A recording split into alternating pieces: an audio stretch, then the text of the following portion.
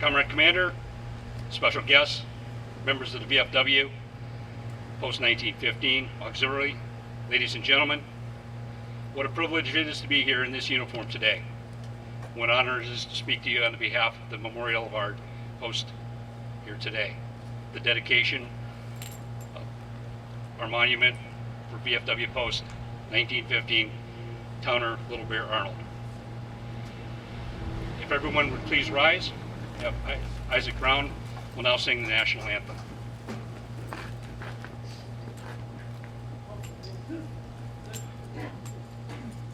Oh, say, can you see by the dawn's early light what so proudly we hailed at the twilight's last gleaming, whose broad stripes and bright stars through the perilous fight o'er the ramparts we watched were so gallantly streaming, and the rocket's red glare, the bombs bursting in air, gave proof through the night that our flag was still there.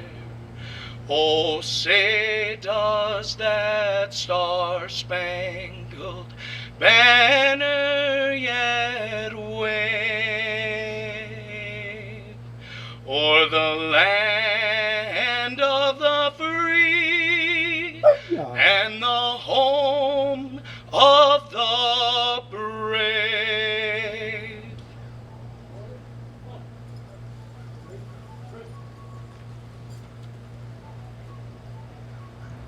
Thank you, Isaac. Ladies and gentlemen, please take your seats.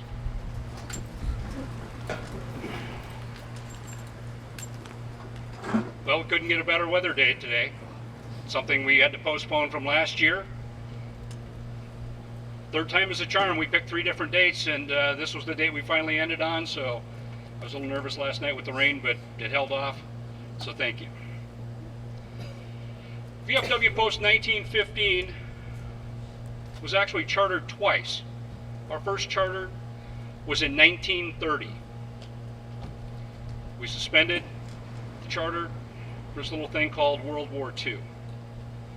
Our second charter was in January of 1946. So if I've done my math right, depending on how you're counting this, and I went to Trempealeau Elementary here, so that's 91 on one set of hands and 75 on the other, so I think we're pretty close. But again, looking out here at the crowd today, you know, amazing that we've got this opportunity here, and so privileged to be here on this day. However, we'd not be here today without the vision and dedication of one of our past post commanders and life member, Bob Rand. Bob and his wife Joyce, they enjoy traveling. And in their travels, they would often come across cities, towns, and villages and see memorials like what we have here today. However, it was through Bob's vision that we have what we have here today. So, if I could, I would like to ask Bob and Joyce to stand up and please be recognized, because without their vision, we wouldn't be here today.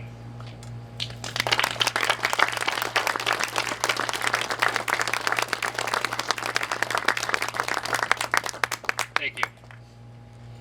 Our post namesakes, Towner, Little Bear, and Arnold.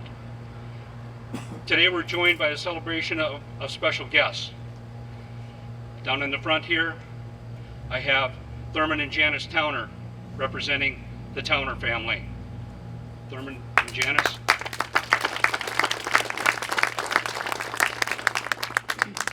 Adam Little Bear, represented here today. His nephew, Maynard Funmaker Sr. from Lake Dalton, Wisconsin, along with all of the other members of the Ho-Chunk Nation. Thank you.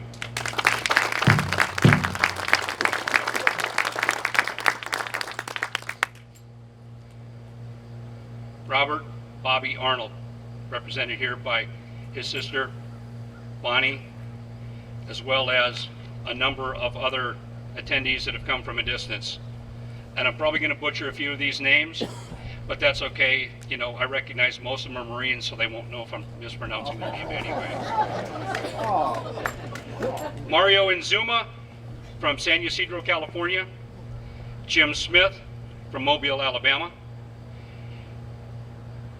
Gene Didon from Clinton, Iowa.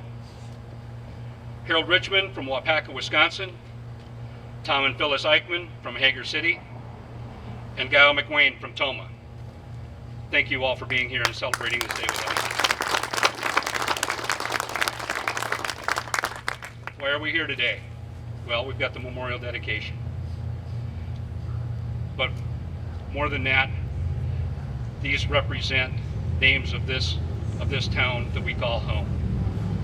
So I thought it more than fitting that we should learn a little bit about who these men were. Elmer Raymond Towner, he was 20 years old when he died on October 20th, 1918. Elmer was a private in field artillery in World War I. He grew up here on the family farm in Trempealeau.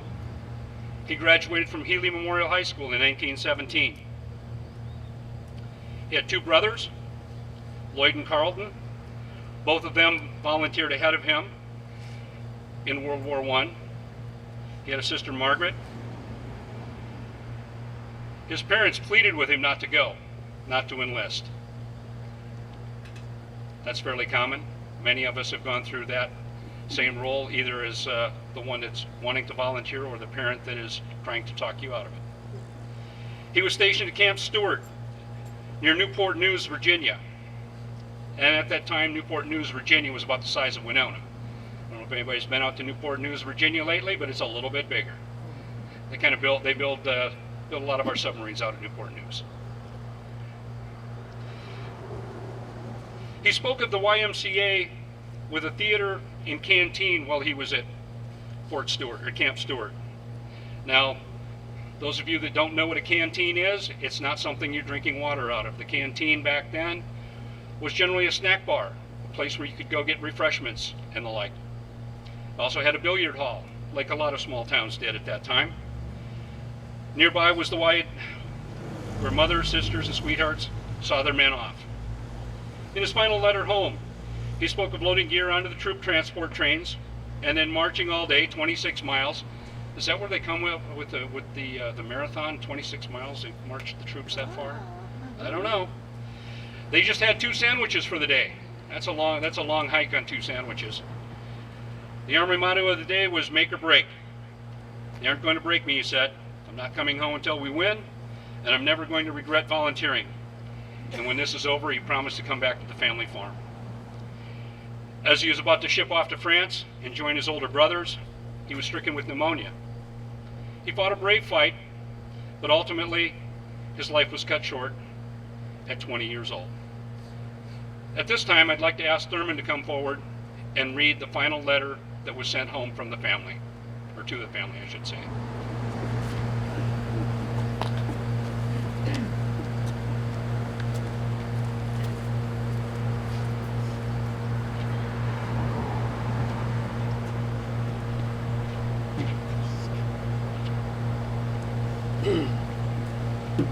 Jeff covered quite a bit of this, but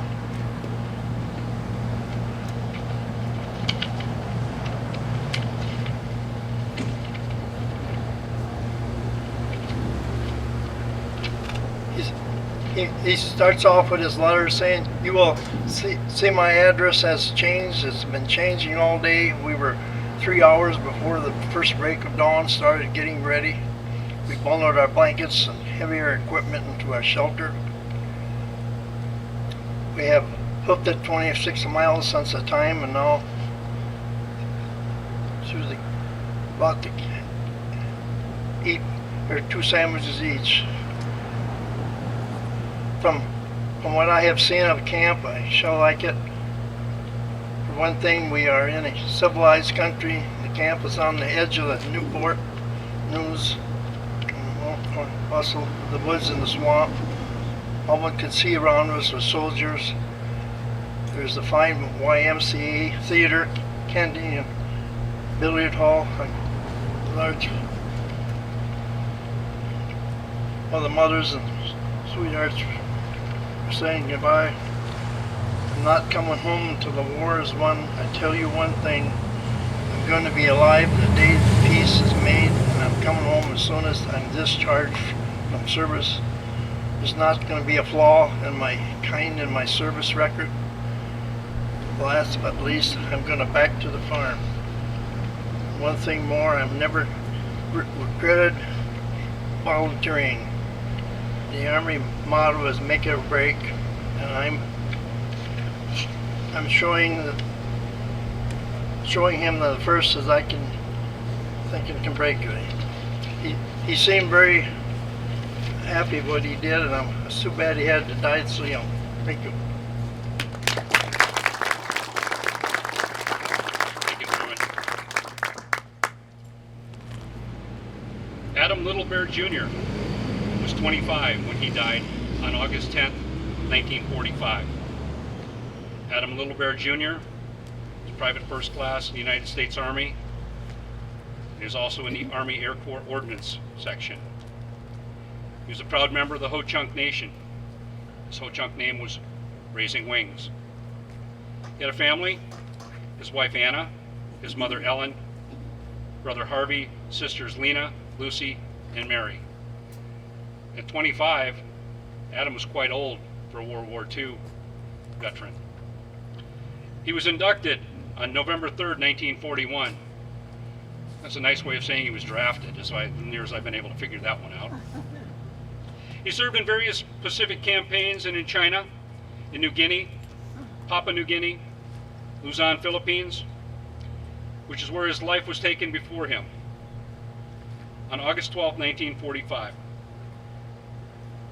Those of you that have studied World War II in history will recognize that that was some of the most brutal fighting that we saw was in the Pacific campaign in several of those theaters that were mentioned. His body was returned to home on February 4th, 1946. Native American services were held at his home, followed by services here at the Methodist Church, several blocks up the street from us here. Raising Wings was 25. At this time, I would like to recognize the Ho-Chunk ceremonial drummers, Little Thunder drummers, as they're going to complete the Code Talker song. Thank you.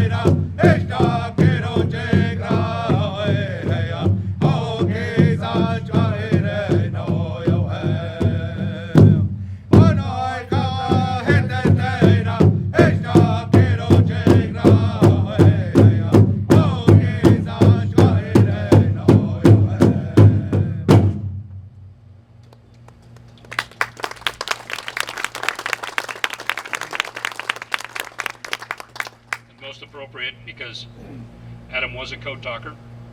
In fact, later this afternoon, we want to join us in the hall.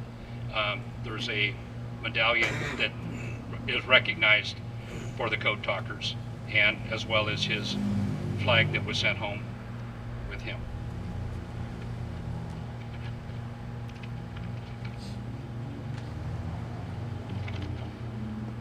Robert Dwayne Arnold was 18 when he was killed in action on April 18th, 1966. Robert Arnold was a private first class United States Marine Corps. He was Vietnam Field Artillery with 105 howitzers. He too grew up on the family farm out here in Caledonia. Bob graduated from Healy Memorial High School in the class of 1965. He planned to be a sports and outdoor writer. His dedication to the Marine Corps started before that, though. At the tender age of 10, he decided that he was going to be a Marine, and so he told his parents. His father suggested another branch, but in June of 1965, he enlisted in the Marine Corps and shipped off to MCRD, San Diego, California. Bob's father served in World War II and in fact is one of our previous post commanders. On April 18th, 1966, while serving near Da Nang, Vietnam, on a 105 howitzer battery, Bob was killed in action against enemy forces. He was survived by his mother and father, and his sister Bonnie, who's with us today, and he was laid to rest in Evergreen Cemetery. At this time, I'd like to ask Tom Eichmann to step forward and read Bob's final letter. But before Tom comes up here, Tom and I recently met on the telephone. We've shaken hands previously a couple of different times, but one of the things, talking to Tom, he asked how I got pulled into this job, and I said, well, it's kind of one of those jobs that, you know, you get voluntold for, or nobody else wants to do it. Tom said, well, I kind of got the same thing. He said, but I got my experience from Elaine Nelson in high school. And I said, the Elaine Nelson? Because I too was probably Tom was probably one of Elaine's first students, and I was probably one of her last. So Tom, thank you. Please come forward.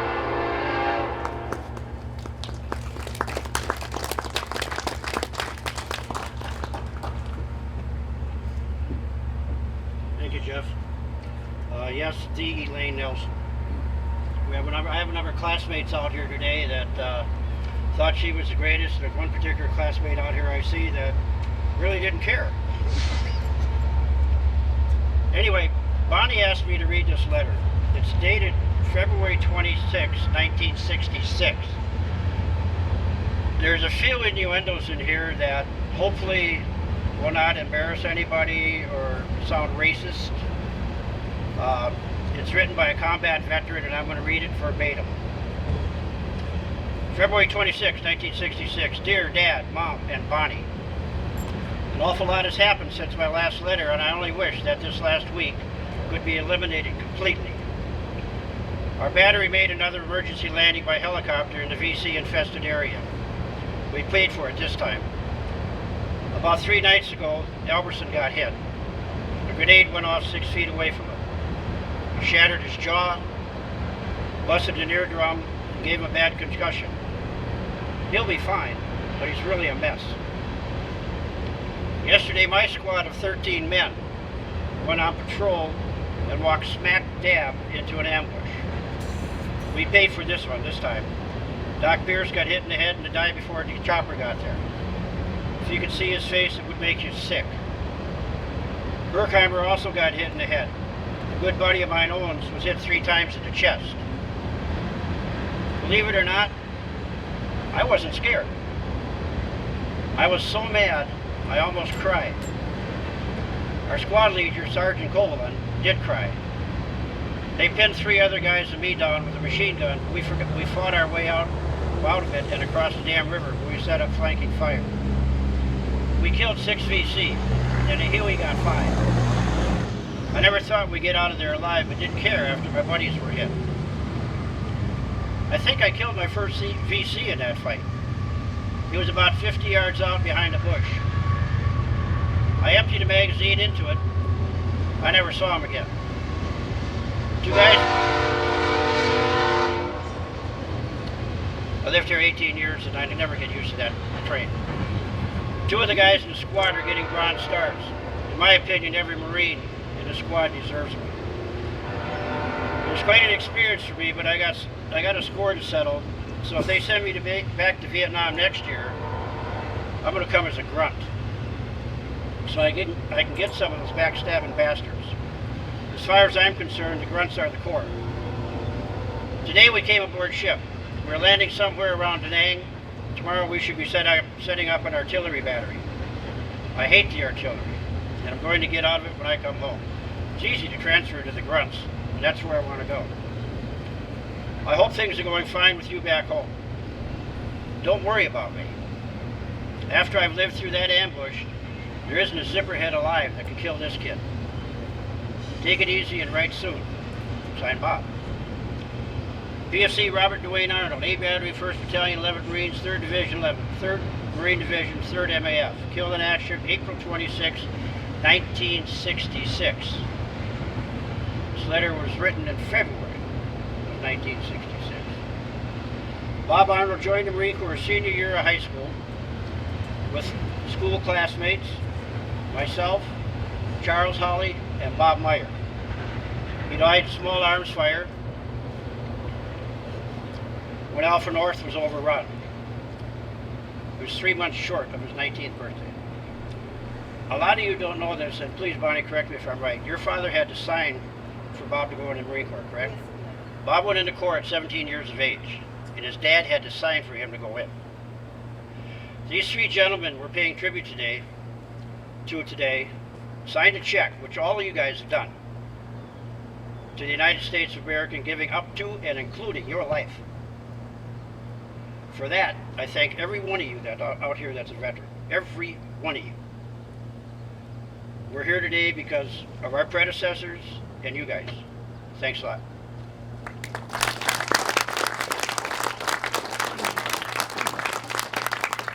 Thank you, Tom.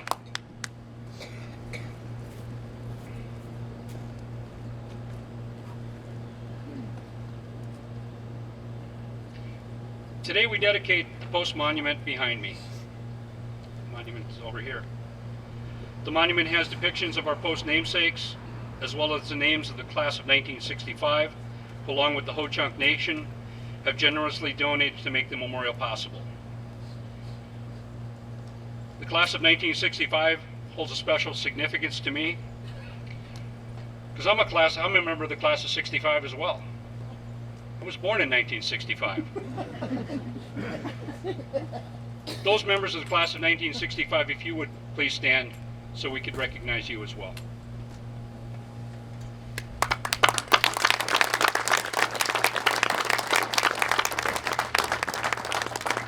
Thank you. Officer of the day, please prepare the firing squad. Post, 10-2. Yes. Fire squad, forward, on. Yes. Okay, I'll call you back. Okay, Right. thank you. Hey. Come left, march.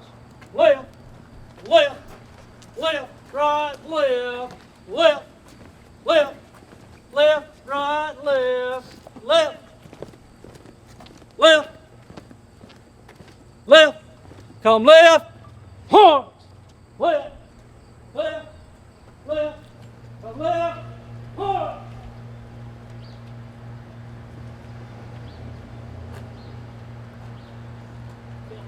Hold. Ready? Unlock. Aim. Hold. Aim. Hold. Aim. Hold. Lock. Forward. On. Right. Hey. Come right. Horns, left, left, left, come right, horns, left, left, left, left, left, left, Come left, march, left, left, left, left. 1, 2, 3, 4, left, left, left, left. More time, march. Hold. Order arms.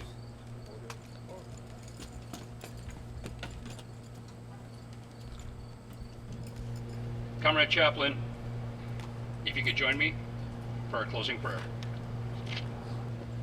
O thou Almighty God, guide these men and women we honor through every day and night. Give them unbounded strength and courage to continue their efforts for lasting peace. Make their victory a true service to all humanity. Give them growing faith in thy teachings.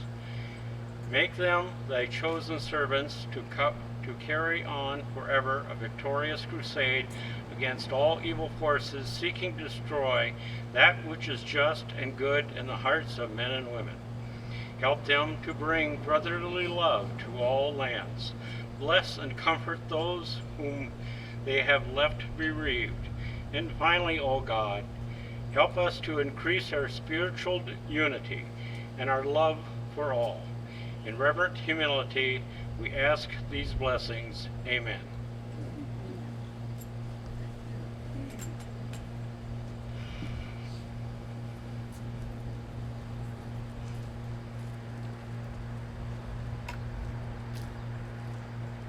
It's been my honor sharing with you this day as we dedicate our memorial. As Tom so eloquently put it moments ago, all of this have served have given some to our great nation. These men, our post namesakes, they gave all, their lives in service to our great nation. May God bless all of our service members, and may God bless America. This ends our ceremony. I would ask that everyone stick around, enjoy the memorial. We have open house until 2 p.m. in the hall. At this time, please retire the colors.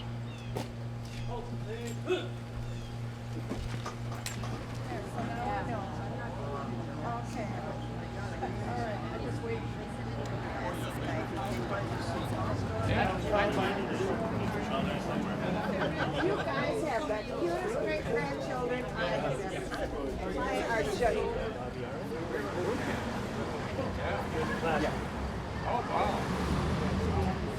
I'm hoping so.